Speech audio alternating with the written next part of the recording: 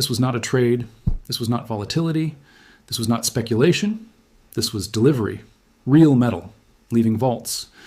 At a speed the system was never designed to survive.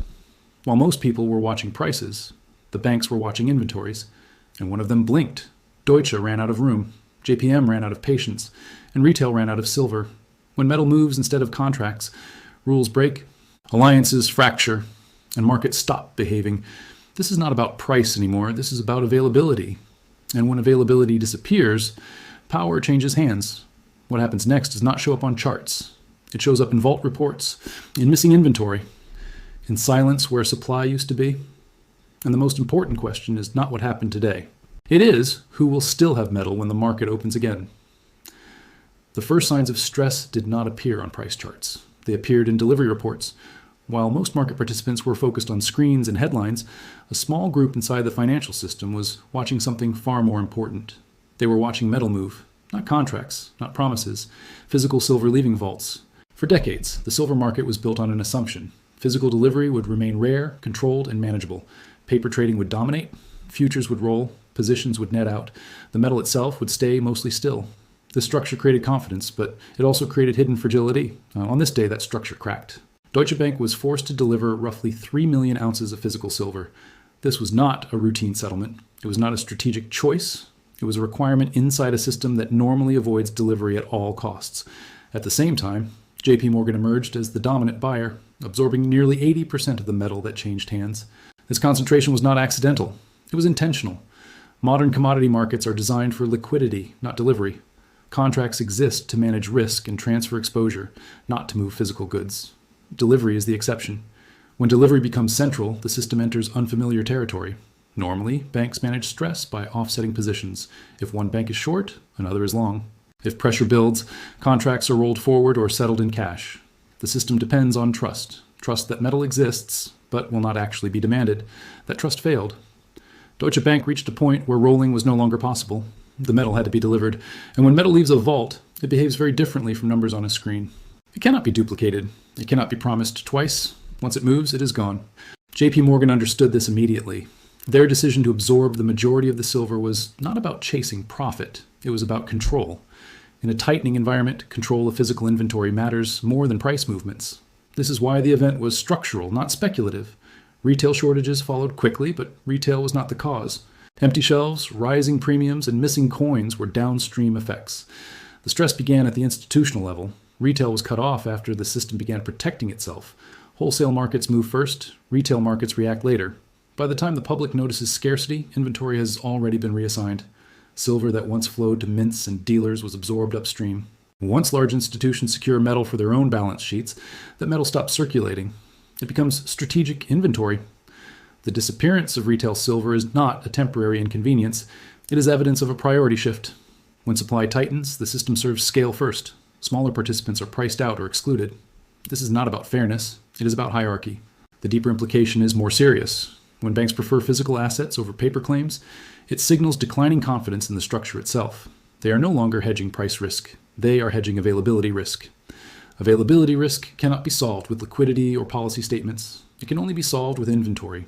And inventory is finite. For years, the silver market relied on the belief that paper supply could expand endlessly because physical demand would remain contained. This event challenged that belief. It showed how quickly delivery demand can overwhelm the system's buffers. Markets do not break suddenly. They weaken quietly, then fail visibly. The forced delivery by Deutsche Bank was not the conclusion. It was the opening signal. It marked the moment when physical reality reasserted itself over financial abstraction. From this point forward, price alone is no longer enough. Inventory movements and delivery behavior become the true indicators of risk. Those who only watch charts may miss the shift happening beneath them. This was not just a market event. It was a warning. The market did not collapse in panic. It reorganized in silence. What followed the forced delivery was not chaos, but calculation. Inside the Bullion system, institutions did not react emotionally. They reacted strategically. When Deutsche Bank delivered physical silver under pressure, every other major participant understood the signal immediately. This was no longer a paper game. The rules had changed. In normal conditions, bullion banks operate as a network. They lend to one another, swap positions, and quietly manage imbalances.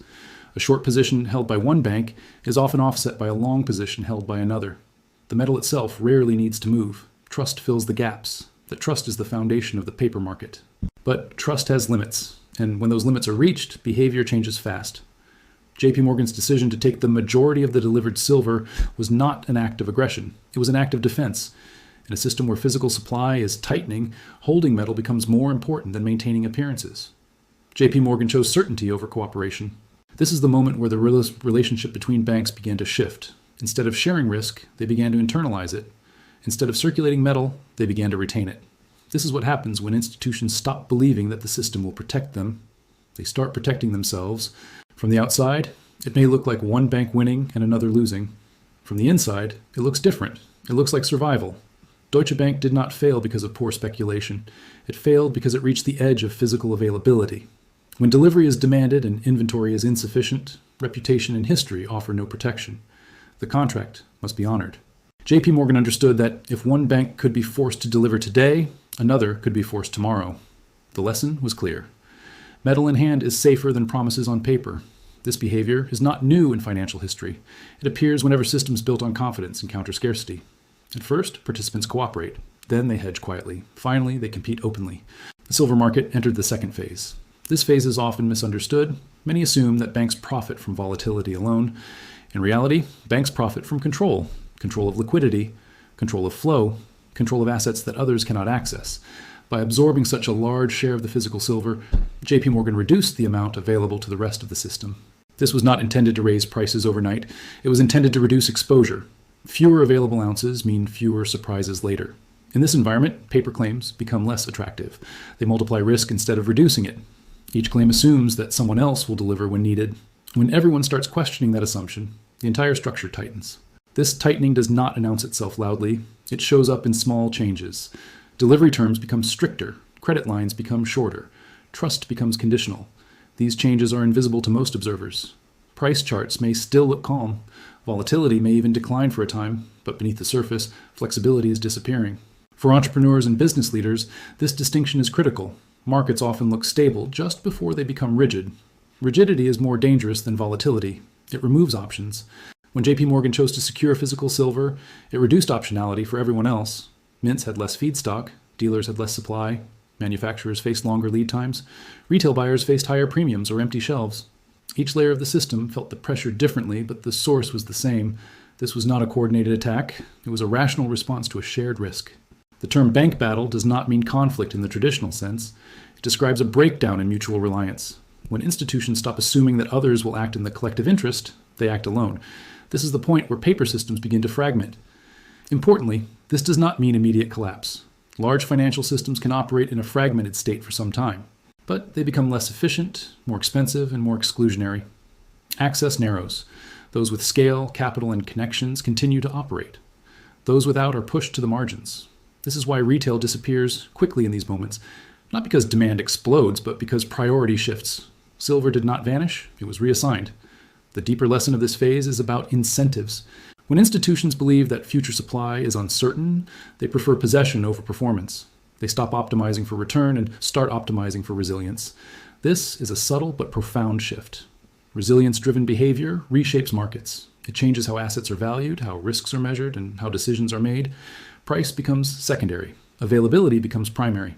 This is why the events following the delivery matter more than the delivery itself. They reveal a system that is no longer confident in its own abstractions, a system that is beginning to behave as if scarcity, not liquidity, is the defining constraint. And once that mindset takes hold, it is very difficult to reverse. This is not yet visible in headlines, but it is visible in actions. And actions, not words, define the true state of a market. The disappearance of retail silver was not sudden. It was inevitable. By the time ordinary buyers noticed empty shelves and rising premiums, the real decision had already been made elsewhere. Retail did not lose access because demand surged. Retail lost access because priority shifted. This is a critical distinction. In most markets, shortages are blamed on consumers. Too many buyers chasing too few goods. But in this case, consumer demand was not the trigger. Institutional behavior was. When large banks chose to secure physical silver for themselves, they changed how the entire supply chain functioned. Silver does not move directly from mines to investors. It follows a layered path. Raw metal is refined into bars. Bars are allocated to vaults. Some bars are sent to mints. Mints produce coins and rounds. Dealers distribute those products to the public. Every step depends on predictable access to inventory upstream. When JPMorgan absorbed millions of ounces at the wholesale level, that flow was interrupted. And the mints did not receive their usual allocations. Dealers could not restock. Websites showed out of stock, not because dealers wanted to create urgency, but because there was nothing left to sell. In many cases, even back orders were suspended. This was a defensive move. Selling future delivery without guaranteed supply creates reputational and financial risk. For a dealer, refusing an order is a signal of fear, not greed. Premiums began to rise rapidly. Many observers misunderstood this as price manipulation. In reality, it was replacement risk. Dealers were adjusting prices not based on today's cost, but on tomorrow's uncertainty. If they sold inventory too cheaply and could not replace it, they would face losses or default. This is how scarcity expresses itself before prices officially move. The paper spot price continued to exist. It's still updated on screens, but it became less relevant to anyone trying to acquire physical metal. Two prices emerged, one for contracts, one for reality. This separation is known as market bifurcation. It occurs when financial representations lose alignment with physical constraints. The silver market entered this phase quietly, without announcement. Retail buyers felt it first because they sit at the end of the chain. For entrepreneurs and business owners, this moment carries an important lesson. Supply chains do not fail evenly. They fail hierarchically.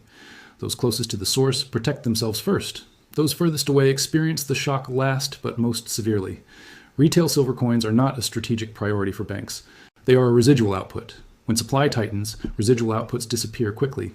This does not mean that silver vanished from the world. It means it stopped circulating.